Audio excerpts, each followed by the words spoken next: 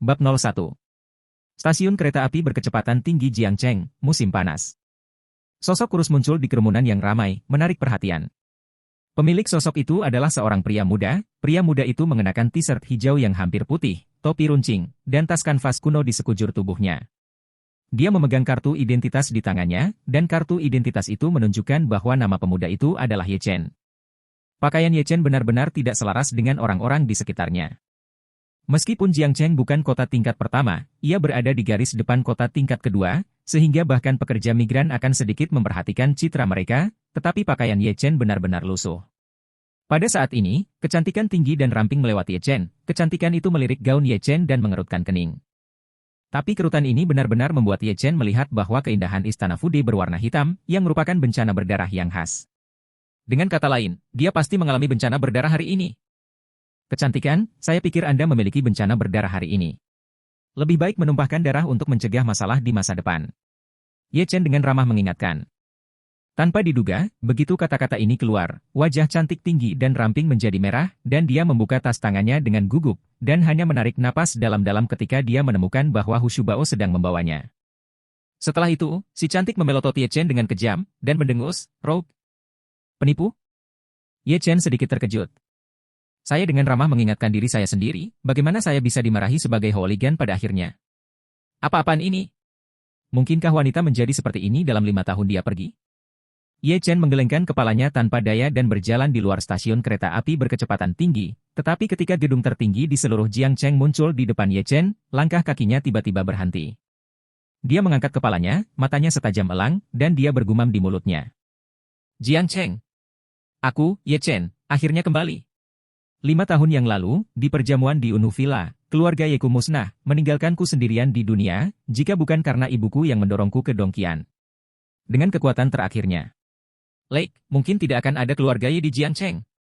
Berbicara tentang ini, tinju Ye Chen tiba-tiba mengepal, dan roh jahat yang kuat menyebar ke segala arah, dan para turis di sekitar merasakan tangan tak terlihat seolah mencekik tenggorokan mereka.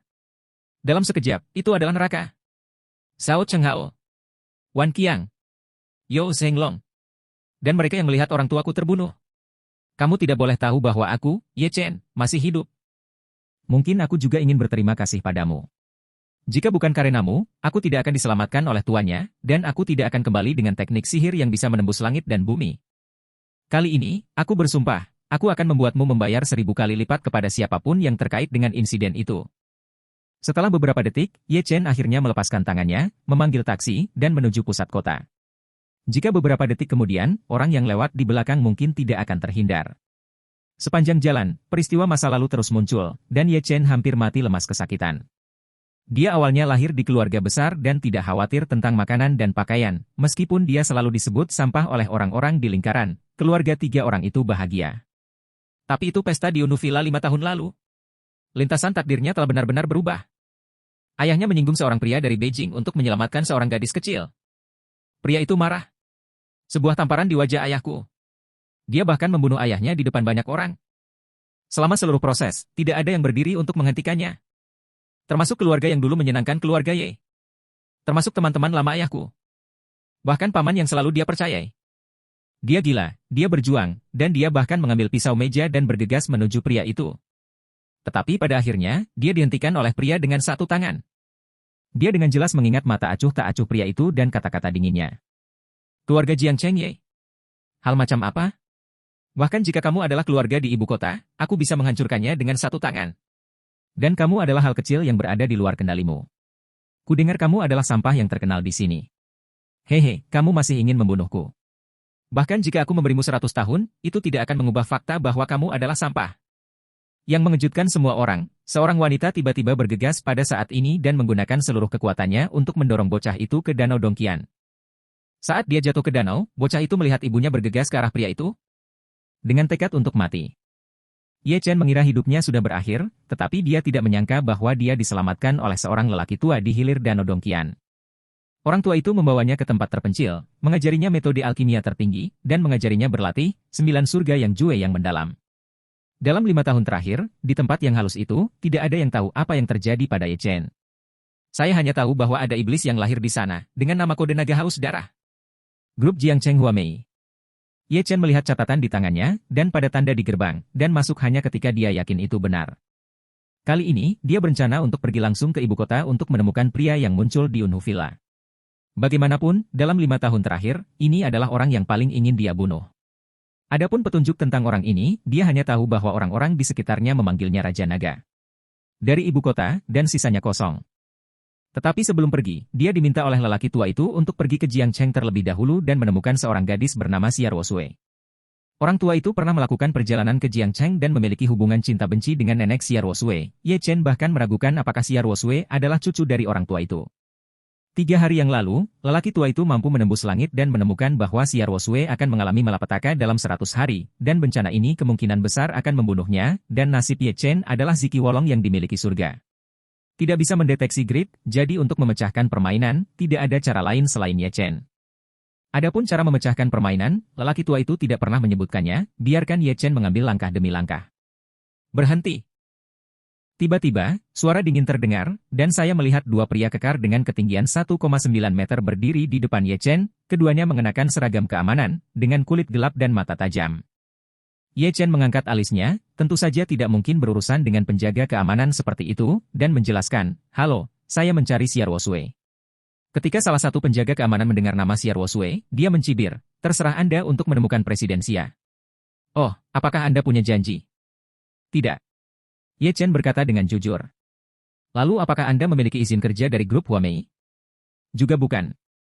Mendengar ini, arogansi di wajah penjaga keamanan menjadi lebih dan lebih intens, dan dia memandang Ye Chen dengan merendahkan, mengulurkan tangannya, menunjuk ke pintu, dan berkata dengan jijik, "Karena tidak ada, itu adalah pintunya, tolong. Keluar." Sebagai salah satu dari 500 perusahaan teratas di Cina, grup Huamei juga merupakan salah satu perusahaan terkemuka di Jiangcheng. Sebagai penjaga keamanan grup Huamei, secara alami memiliki rasa superioritas. Mereka tidak perlu melihat wajah siapapun, mereka hanya perlu mengusir orang-orang yang menganggur seperti itu. Pada saat ini, beberapa pria berjas dan sepatu kulit berjalan turun dari Mercedes-Benz E200. Pertama, mereka pergi ke meja depan untuk menanyakannya. Mereka sepertinya mencari Xiao Sui. Tentu saja, hasilnya persis seperti itu. Sama seperti Ye Chen. Mereka menggelengkan kepala. Mempertimbangkan selama beberapa detik, dan akhirnya memilih untuk menunggu di sofa di sampingnya. Ye Chen tidak berniat untuk terlibat dengan 2 penjaga keamanan di depannya, dia menunjuk ke sofa di aula dan berkata, "Kalau begitu, saya akan menunggu di sana sebentar." Setelah itu, dia langsung berjalan ke sofa. Namun sebelum mengambil beberapa langkah, dia dihadang oleh kedua satpam itu lagi.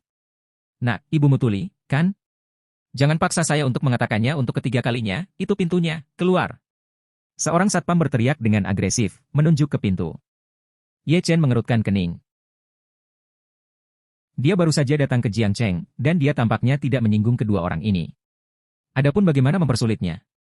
Kemudian, dia menunjuk ke pria berjas dan bertanya, "Mengapa mereka bisa duduk dan menunggu, tetapi saya tidak bisa?" Salah satu penjaga keamanan melirik Ye Chen dari ujung kepala sampai ujung kaki, dan berkata dengan sinis, "Hanya orang desa sepertimu yang masih ingin melihat Tuan Xia. Jangan buang air kecil dan lihat ke cermin, keluarlah, jika tidak, keluar, percaya atau tidak Anda membuangnya." Ye Chen menggelengkan kepalanya tanpa daya. Dia mengerti, kedua penjaga keamanan ini bertarung melawan yang lain, dan jelas bahwa pakaiannya tidak layak untuk duduk dan menunggu. Tanpa diduga, 5 tahun kemudian, Jiangcheng masih Jiangcheng yang sama. "Bagaimana jika aku tidak ingin pergi?" Wajah Ye Chen tenggelam. "Jangan pergi.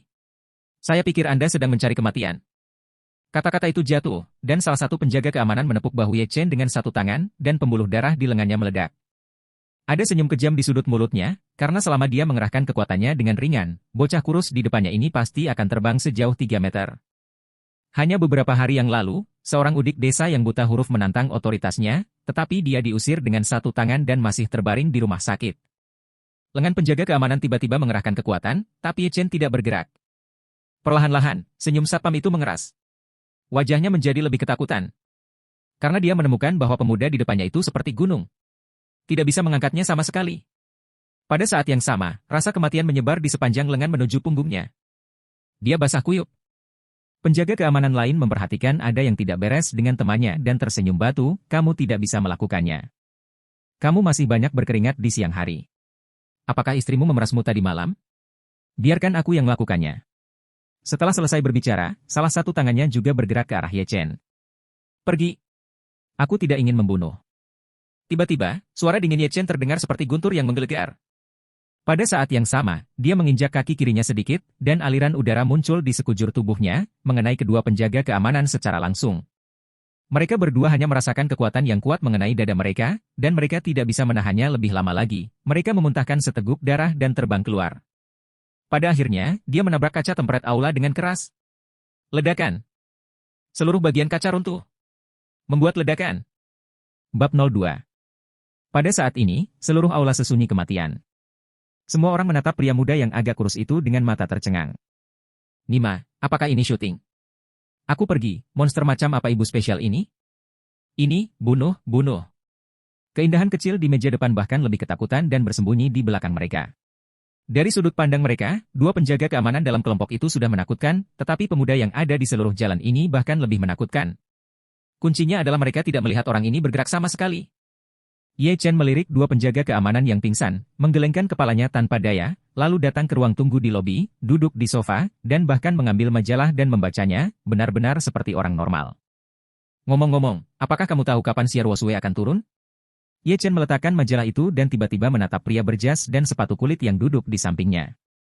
Beberapa mitra yang telah merencanakan untuk menunggu Xiao Sui berdiri dari sofa dan berlari keluar.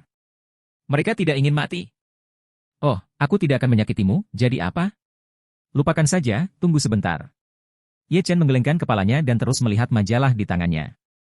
Departemen Keamanan Grup Huamei mengetahui tentang insiden tersebut pada awalnya, merespons dengan cepat, dan dengan cepat memindahkan lebih dari selusin penjaga keamanan. Lebih dari selusin penjaga keamanan bersenjata lengkap, memegang perisai tahan ledakan di tangan kiri mereka dan tongkat listrik di tangan kanan mereka, langsung mengelilingi Ye Chen. Kapten keamanan Su Qiang juga tiba tepat waktu, melirik kaca di luar dan dua penjaga keamanan yang terluka, mengerutkan kening, dan kemudian datang ke Ye Chen. Su Qiang, seorang pensiunan prajurit pasukan khusus, adalah salah satu tokoh terbaik di wilayah militer Tenggara saat itu, tetapi ketika dia melihat Ye Chen, dia secara naluriah merasakan sedikit ancaman. Ini adalah intuisi kematian yang telah berada di ambang hidup dan mati selama bertahun-tahun.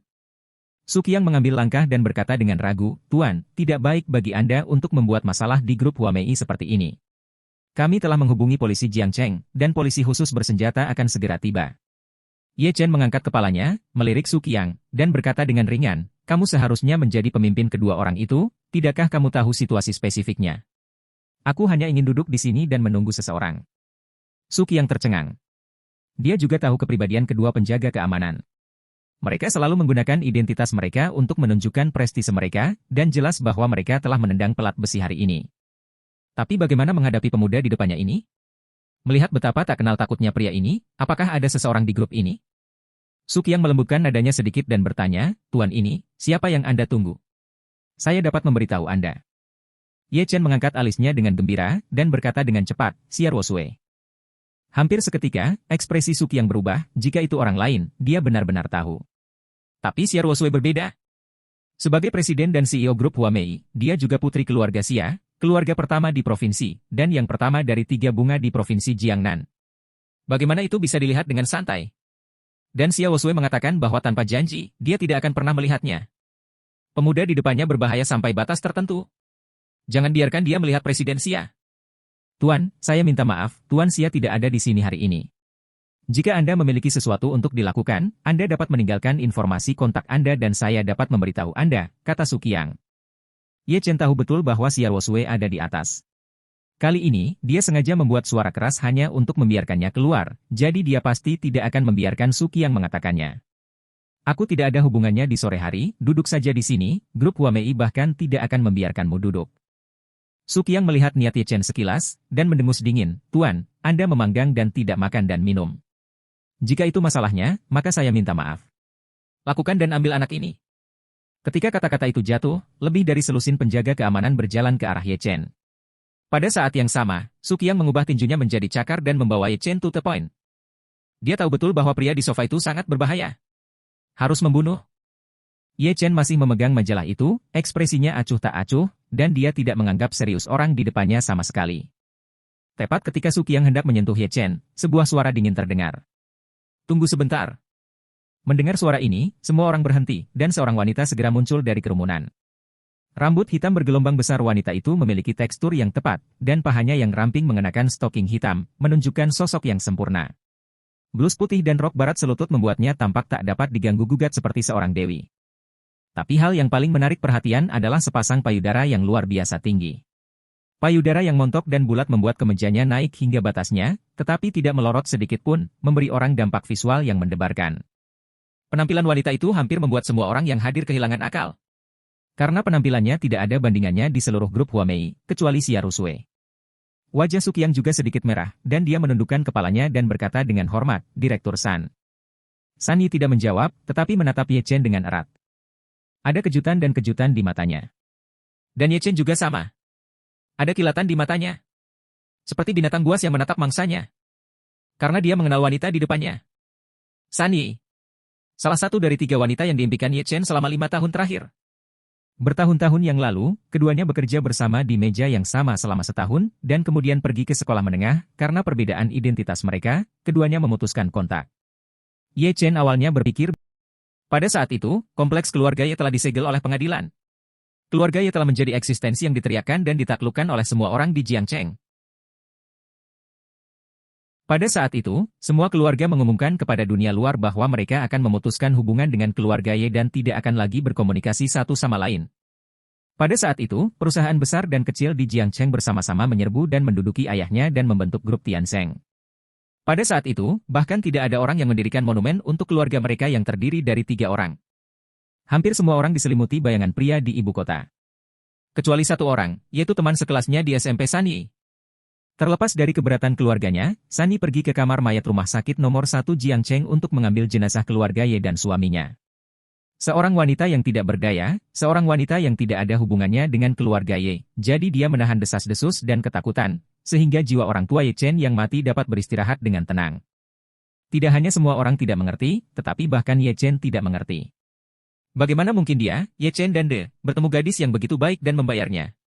Saya tidak tahu berapa lama, San Yi tersenyum dan tersenyum pada Ye Chen, tersenyum seperti bunga.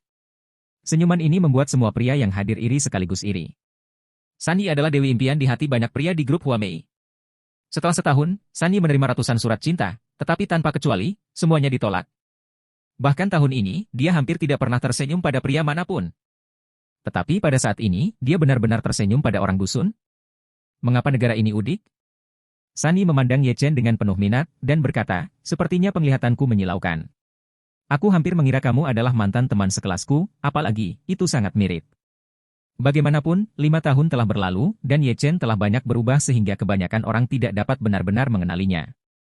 Setelah selesai berbicara, San Yi menepuk bahu Suqiang dan menginstruksikan, Kapten Su, jangan mempermalukan adik laki-laki ini.